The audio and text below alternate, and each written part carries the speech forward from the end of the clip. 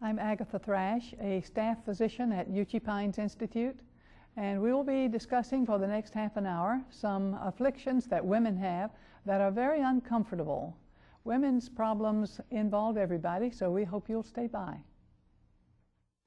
The following program presents principles designed to promote good health and is not intended to take the place of personalized professional care. The opinions and ideas expressed are those of the speaker. Viewers are encouraged to draw their own conclusions about the information presented.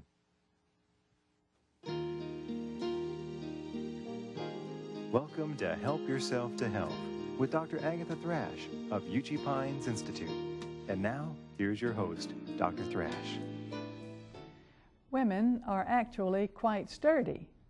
You may think from some of the afflictions that women suffer that perhaps we are really fragile, but we live longer than men. We can endure longer than men a lot of times, and sometimes the way that we conduct ourselves indicates that we have more stamina than men have, but we have certain very vulnerable areas, and in these areas we do become fragile, and one of those is painful menstruation. Now, while there are a number of treatments that you can get, some of these treatments are treatments that you can get from a health food store, some of them are from your grocery store, and most of them are things that can be simply incorporated into any well-run home. But I have asked one of my cohorts at Uchee Pines, who is a massage therapist, to help me show you some things that can be done for women who are having a real problem with painful menstruation. So this is my associate, Valerie Schreiber, and Valerie is a massage therapist as well as an excellent cook, and we need all of those skills to help women to cope with their painful menstruation and other afflictions that women have. And also my granddaughter Melissa is going to be the subject, and I'm sure that every woman will see her getting this little massage and wish that it were she. But at any rate, we will show you, and maybe you can get some person to help you when you need this kind of help. Okay, Valerie, what can you show us? Okay, I'm going to show the women out there how they can, if you have someone in your family, your husband or a friend or one of your children can do this to you. The nerves leading to the uterus primarily come out on the right side of the low back, and so a way to massage is take the heel part of your hand and find the spine, go right on the opposite side of the spine and just circle. Just do circles like this and press. Usually feels absolutely wonderful to them, and just move down, circle, and press down deep. And you can just move over like this, and you can even go over here into the buttocks area and circle as well. And you can many times relieve the menstrual pains, cramps when you do this. Now, I know some of you are out there saying, well, I don't have anybody to do this for me. So I'm going to show you how you can do this with a tennis ball.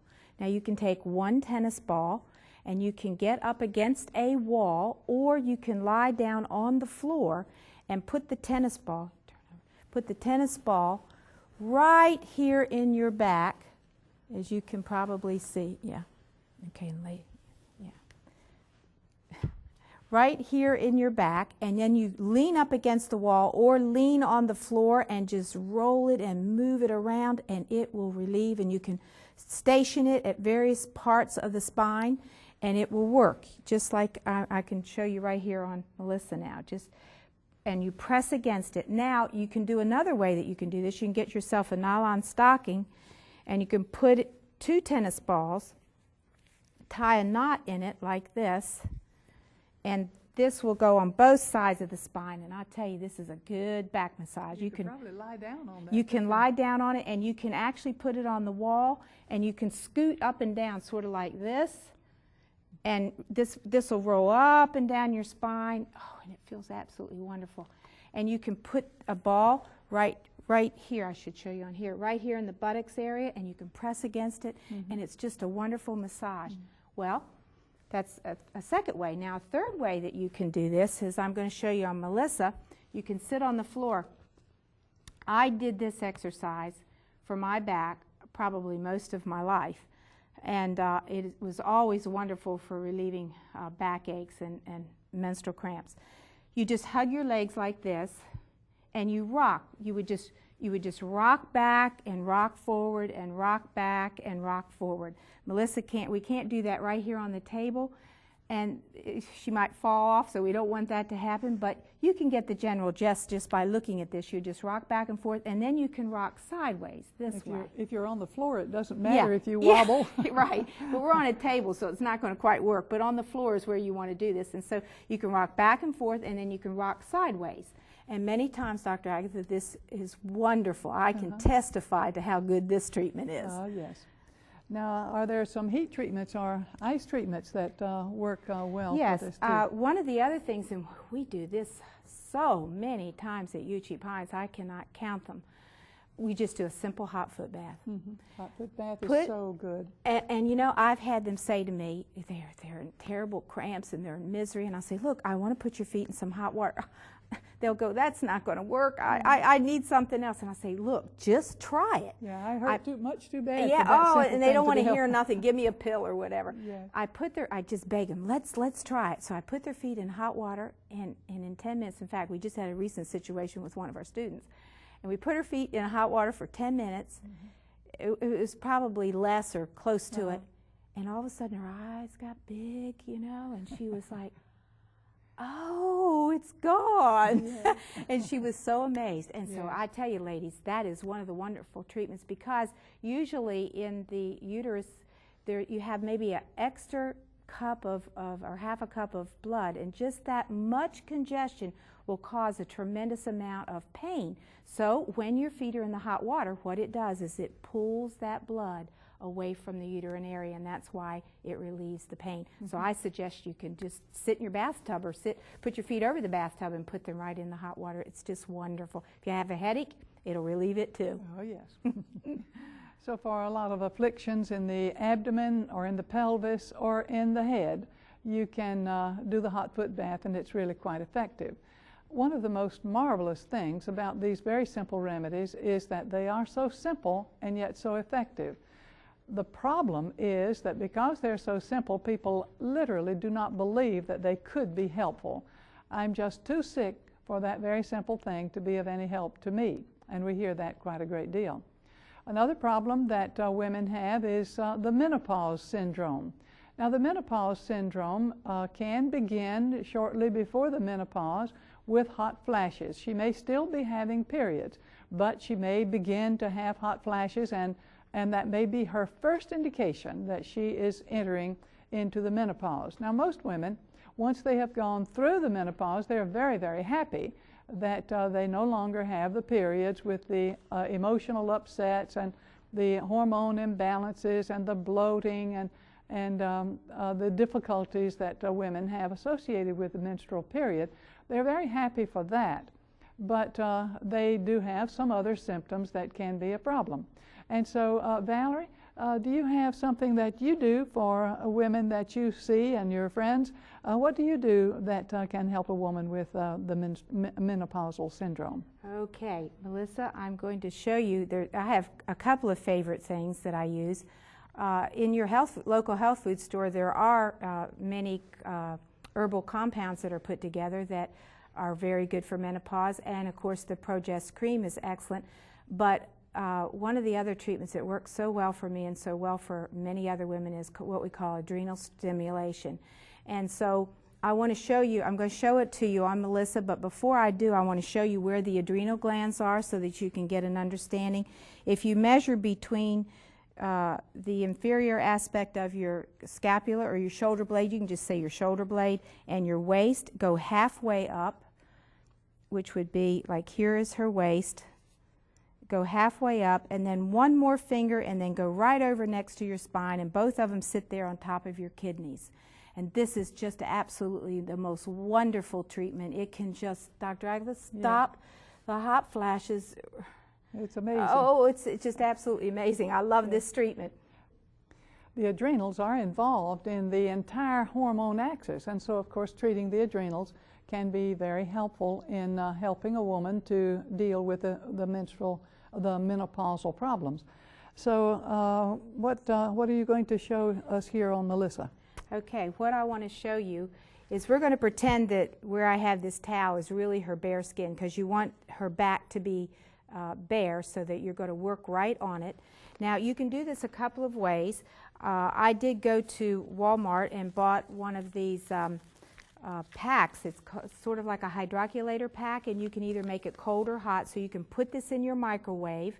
This makes it kind of quick, and it'll last for about 3 or 4 exchanges, so that you can have 2 of these. Or you can go ahead and take a towel just like this, wet it down, fold it over, put it in a plastic bag in your microwave, and heat 2 or 3 of them up at a time, and you can use it this way. Now this treatment is very fast, and that is the major reason that I've used this type of hydroculator pack, because I can do it 3 or 4 times on the back without having to get another hot one. So now I have heated this up in the microwave. I will wrap it into a towel like this, and I will bring it out and put it on her back. Now this treatment has to go 1 minute, 1 minute, 1 minute. It's fast stimulation. Usually 6 exchanges are sufficient. I put 7 because that's God's perfect number, so I go back and forth 7 times. So this goes on the adrenals? This goes right over the adrenals. It's hot. Now how I have done this, and let me just show you, I have taken a Ziploc bag, filled it with ice, then I have taken a hand towel and got it wet. Now this is the way to do it real quick. I take the Ziploc bag, lay it down on the wet towel, and then I can just pick it up like this, and it's good and wet. So I put the hot on, and my timer rings. I grab this here like this, pull this back, dry it off just a minute, and put the cold on for 1 minute. Now this will stay, I keep it right here. This will stay here for just nice and hot for at least 3 or 4 exchanges. I leave this on just about a half a minute to a minute. I take this off, just dry it with this towel, back on again. Oh, easy. Yeah, very quick. And then I just pull that back again when it rings, wipe that, put that on.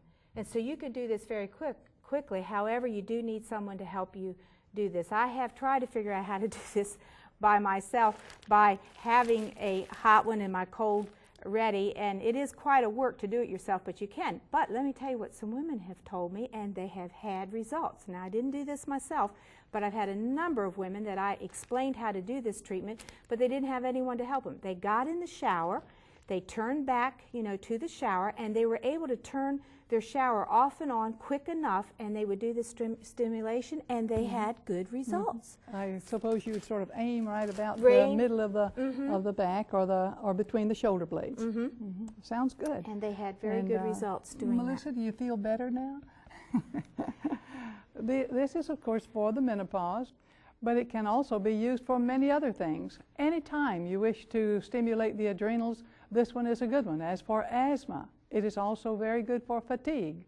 And sometimes I tell people who fall asleep in church that it would be good if they got a good adrenal stimulation before they go to church, so they can stay awake during the church service. Now, another affliction that women have, it's principally women, and that is osteoporosis. More than 90% of osteoporosis occurs in women. It also is not a very comfortable disorder, and we often use soy proteins for that, and soy in many ways, just as we do for the menopause. And so again, I have asked Valerie Schreiber if she would show you some things in the use of soy. As I look at these things here, I see some of my very favorite foods, and so tell us about some of these. This looks like breakfast, one of my favorite breakfast foods. This is another one of these sequences of doing food so that you end up with more than one thing. But I start out with soybeans. These are soaked soybeans? Soaked soybeans. Overnight, you just soak them overnight, and they look just exactly like this.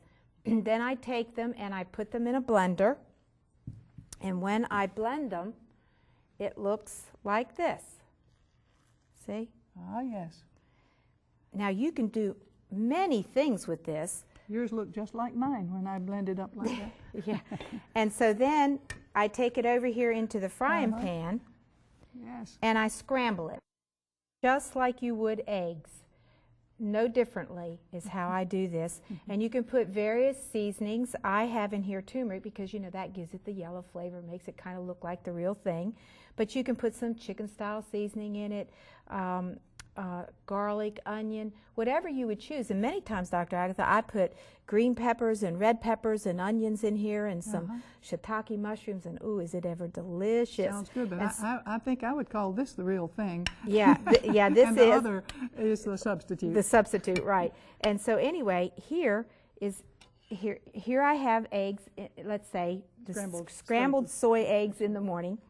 And so I always make a real big batch, and so that I have that for breakfast, and then I take this that looks just like this, and I put it over into a bowl, and I make egg salad. And right here, I have the egg salad. Now, what's in here, Dr. Agatha, is I just have my mayonnaise that I made earlier, and I put mayonnaise in it. I chop up celery and onion and some of those sweet pickles you get at your local health food store, and I just mix it all together. It makes a wonderful egg salad. Now, I can tell you one more step you can do from this is you can take out this and add a little homemade mustard to it, and you can make something that looks a little bit like a deviled egg. How do you do that? Well, you just take a portion out like this, and actually you just can cut this in half and make a whole little bowl full of it, and you just make some homemade mustard, and you just mix the mustard in, and then you can take a portion at a time out is how I did it. I bought the little round corn chips, and I just put that on a little corn chip, and I sprinkled paprika over top of it, and it looked just like a deviled egg, and I thought it tastes like it too. Well, it sounds very good, and I'm certain that it'll be a very great help to those who need to increase their phytoestrogens, and soy is, of course, a very good way to do that. Now, we use soy in a lot of things that you might not think of them as being helpful. For instance, in cancer, soy products of all kinds are really quite useful in cancer. But the soybeans themselves, as we have shown you just now, are the very best possible way that you can use soybeans rather than some commercial product. So see if you can't find the soybeans themselves and prepare those in hundreds of very tasty ways. And it isn't necessary for you to do exactly as we have done, but some way devise methods of using soy so that you can increase the phytoestrogens from soy. I think it would not be wrong if you had soybeans every day the rest of your life. I know one man who is now almost 90 who has had soybeans every day of his life since he was about 45. So certainly for him it has been a very good thing. Now, concerning the matter of osteoporosis or thinning of the bones, we need to give firm attention to that and focus on this, because from early in life a woman needs to be strengthening the bones because she is prone to get osteoporosis later in life. And I have asked Don Miller, who has studied this matter at some depth, to talk with you about osteoporosis. Don Miller is an associate of mine at UT Pines Institute, and he will talk with you now about some things of osteoporosis. Okay, Dr. Thrash. Osteoporosis, I want to say at the very beginning, is not just an old lady's disease. Two other groups are apt to get osteoporosis. One, men can get osteoporosis. And so don't think that we are immune to the disease. It just more happens to be in a woman's realm than in a man's realm. What makes a woman more susceptible to osteoporosis is the fact that she usually does not have as much muscle mass or as much weight. So that shows you that if a woman a little bit heavier, now we're not talking about overweight because that has this other whole set of problems with it, but if a woman is a little bit heavier, she's less likely to get osteoporosis. And here's the reason why. Our bones need a daily shakeup. They need to be stressed.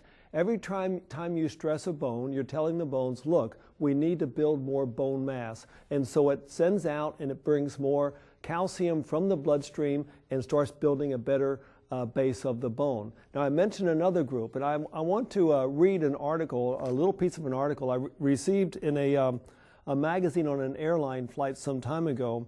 The headline of the article was "Sick Kids." This is very interesting. It says, osteoporosis, a dangerous thinning of the bones that usually takes place in women after menopause, is now being found in adolescent girls. Now, what are they basing it on? Why do they think that these young girls, we're talking about young girls getting osteoporosis.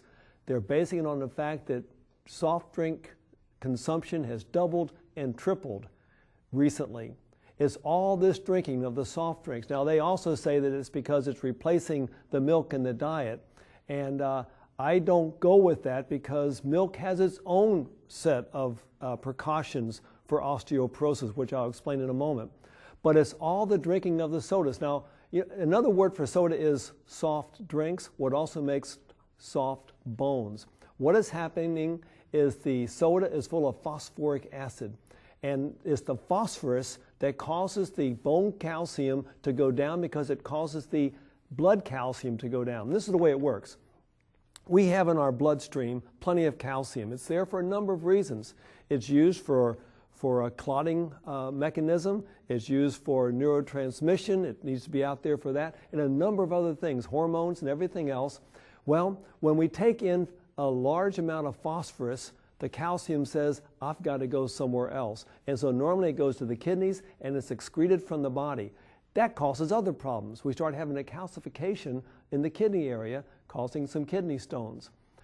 Two other things will cause the same reaction with the calcium. It is a high protein diet and a high sodium diet. Now, there is one food that's very high in calcium, very high in protein, very high in phosphorus, and very high in sodium, and that very product is milk and all dairy products. And so as we take in these quantities, this quantity of milk, it's going to cause the calcium to say, I've got to leave for now. That's why we see the need, the daily requirement, being raised higher and higher. I've seen some figures as high as 1,500 milligrams of calcium a day. But one very sage Harvard researcher says that a woman needs about 128 milligrams of calcium per day. Now, why this disparity between 128 and 1,500? It's because, and he said it himself in an article, it's because the lifestyle that would require us to keep the calcium in place is a little bit too rigorous, and we're not willing to do it. We're not willing to leave out the dairy products. We're not willing to leave off the soft drinks. We're not willing to leave off the caffeinated beverages. A woman who drinks postmenopausal 1 cup of coffee, or I might say brown drinks a day, brown drinks being coffee, tea, cola, and chocolate, 1 cup a day, she'll lose 1.4% of her bone calcium every single year. Added to that, cigarette smoking, and not too many cigarettes, she'll lose another 1% of her bone calcium every year. So, let's say between the ages of 50 and 60, if I just drink a little bit of coffee and just smoke a couple of cigarettes, in that little action, she'll lose 24% of her bone calcium in 1 decade from those two bad habits. And usually, if you have those two bad habits, you've got many other bad habits with it. And so how do we keep from getting osteoporosis? One, we get our calcium the way God packaged it. I've not seen too many cows with osteoporosis. And it's funny, cows seem to be able to wean themselves at a very young age. And I've not yet seen a bull out in the field suckling on a cow. No, a bull's out there eating legumes, is out there eating greens, is out there eating grains, and that's where we should get our calcium from.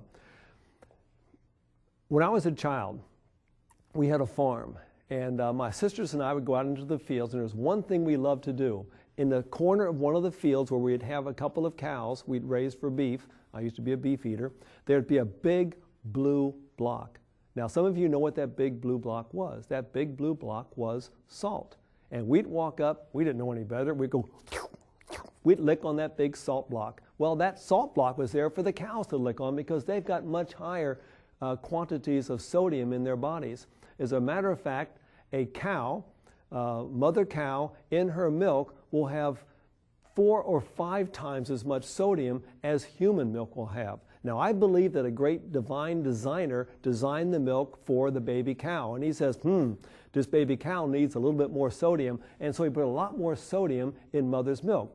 He looked at the human and says, needs a lot less sodium, and put a lot less sodium in mother's milk. And so when the human baby nurses from its mother is receiving a very low quantity of sodium. But somehow we want to put our children on dairy milk somewhere in their lives, which makes their sodium go up, which starts setting them up someday for osteoporosis.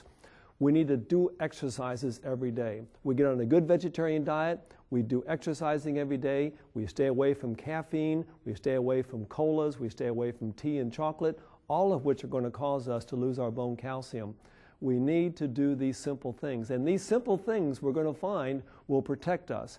Now, one of the best, matter of fact, I think it's the best source of calcium that I know of, is just good old greens. Collards, mustard greens, whatever these greens may be, very high, but strawberries have calcium, peaches, apricots, figs. As a matter of fact, extremely progressive nutritionists today will say that there's really no need to have an RDA for calcium because it's so common out there, we don't need to take that. We don't need to sit there and say you have to take this much, because if you're eating anything, you're eating calcium. So calcium intake is not the problem. Is calcium outgo that's the problem? Lower the protein intake, lower the phosphorus intake, lower the sodium intake, you'll keep your calcium, work on your bones, do some muscle work, do some walking, get out there and exercise, which will cause your osteoblast to lay down some more bone matrix, and you will not get osteoporosis. And so, pretty simple things, Dr. Thrash, a way to keep from getting osteoporosis. Yes, and I've heard you mention about smoking, that smoking is also a serious problem causing osteoporosis. Now, he mentioned that coffee, tea, colas, and chocolate were a factor, and we'd like to show you some substitutes for these harmful things in the form of carob. And I'd like to just point to you that there are some absolutely delicious things which Valerie has made. What do you have here? Well, this is carob Bulgarian cream. Oh, so you have a recipe for that? Yes, I do. I won't forget that from you. And this is, you can make your own cream, and I just kind of put the carob pudding in with cream and mixed it up, going all the way up the dish, which makes it quite attractive and very appetizing, and the kids really love it. I'm sure. And there's my little secret to chocolate is, to carob, is to put mint in it or peanut butter in it, and it makes it very delicious. Makes it creamy and nice. Yes, well, I'm certainly happy that we do not have to be limited in what we can eat. There are many delightful things without having anything that we're going to find harmful to our bodies.